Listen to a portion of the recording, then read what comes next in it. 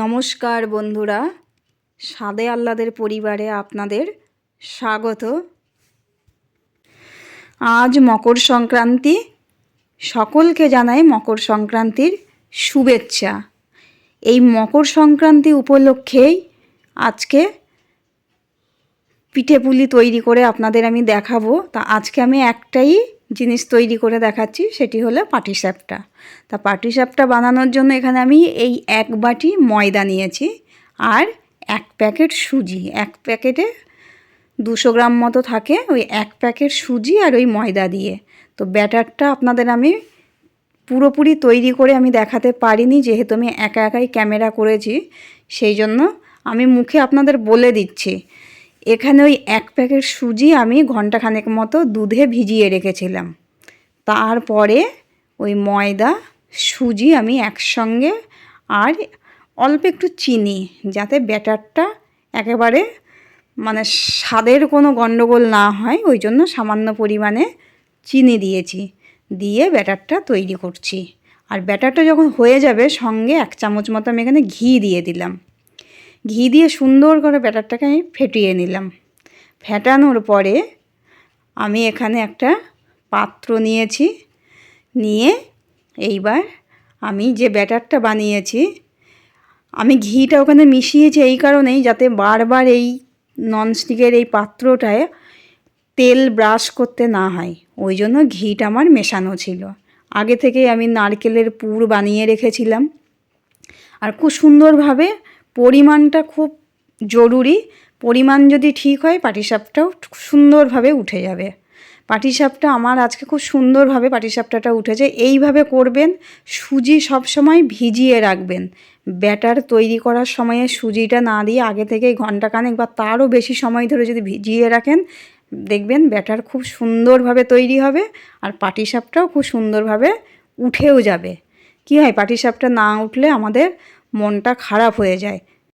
এই জন্য ব্যাটারের যে পরিমাণ, এইটা খুবই বুঝে দিতে হবে। তো আমি এইখানে সুজি 1 কাপ সুজি, 1 কাপ ময়দা আর এখানে দিয়েছি আমি, আপনারা লিকুইড দুধও দিয়ে গুলতে পারেন। আমি এখানে আমুল দুধ মানে গুঁড়ো দুধ গুলে আমি এখানে দিয়েছি। কোনো জলের কোনো পড়েনি, এখানে পুরোটাই দুধ দিয়ে গোলা হয়েছে। ব্যাটারটা এইভাবে তৈরি করবেন, দেখবেন। আর চালের গুঁড়ো দিলে দেখবেন শক্ত হয়ে যায়, ওই জন্য চালের গুঁড়ো আমি এখানে ব্যবহার করিনি। আপনারা চাইলে চালের গুঁড়ো দিতেই পারেন, কিন্তু আমি এখানে কোনো চালের গুঁড়ো ব্যবহার করিনি। এখানে পুরোটাই সুজি, ময়দা আর দুধ, সামান্য একটু চিনি ব্যাটারে দিয়েছিলাম, যাতে স্বাদটা ঠিকঠাক থাকে। তো এইভাবে আপনারা একবার পাটিসাপটা বাড়িতে তৈরি করে খেয়ে দেখবেন, খুবই ভালো লাগবে এবং বানাতেও খুব মানে আনন্দ হবে। এইভাবে যদি ব্যাটার বানিয়ে পাটিসাপটা যদি বানানো যায়, খুব মনে আনন্দ নিয়ে পাটিসাপটাটা বানানো যাবে।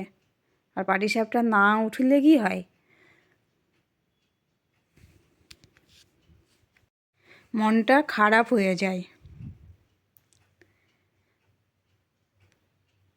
আজকে আমি এইভাবে পাটিসাপটাগুলো বানিয়ে আমি খুবই আনন্দিত।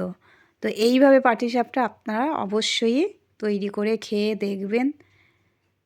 তো আপনাদের কেমন লাগলো আমার পাটিসাপটা বানানো, এবং আপনারাও কিভাবে পাটিসাপটা তৈরি করেন সেটাও কমেন্টের মাধ্যমে জানাবেন।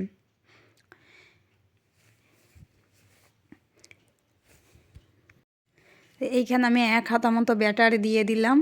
আর আমি ছেলের যে জ্যামিতি বক্স আছে, জ্যামিতি বক্স থেকে একটা চাঁদা নিয়ে আমি এইভাবে করে ছড়িয়ে দিয়েছি জিনিসটাকে, এবং খুব সুন্দরভাবে চাঁদা দিয়ে করেছি বলেই খুব পাতলাভাবে হয়েছে পাটিসাপটাটা।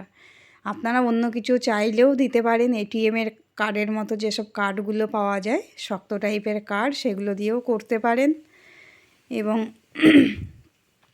এই যে এইভাবে করেই পাটিসাপটা বানাবেন, দেখবেন খুব সুন্দরভাবে পাটিসাপটা উঠে যাবে, কোনো অসুবিধাই হবে না। যারা ভয় পান পাটিসাপটা বানাতে, যে ওঠে না পাটিসাপটা, অনেকেই ভাবেন যে পাটিসাপটা তৈরি করলে ওঠে না। পাটিসাপটার উপকরণগুলো খুবই গুরুত্বপূর্ণ এখানে।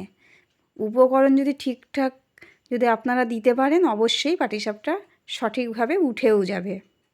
তো এইভাবে পাটিসাপটা আপনারা অবশ্যই বাড়িতে একবার তৈরি করে খেয়ে দেখবেন। যদি ভালো লাগে এইভাবে পাটিসাপটা বানিয়ে কমেন্টের মাধ্যমে জানাবেন। ভালো লাগলে লাইক ও শেয়ার করবেন। ভালো থাকবেন, সুস্থ থাকবেন। নমস্কার।